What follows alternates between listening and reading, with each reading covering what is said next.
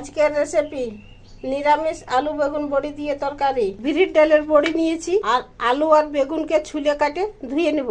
কড়াইয়ে তেল গরম করে বিরির বড়িগুলা ভাজে নেব। বড়িগুলো ভাজা হয়ে গেছে, এরপরে তুলে নিচ্ছি। ওই তেলে আলুগুলা একটু নুন দিয়ে ঢাকুন দিয়ে আলুগুলা ভাজে নিব।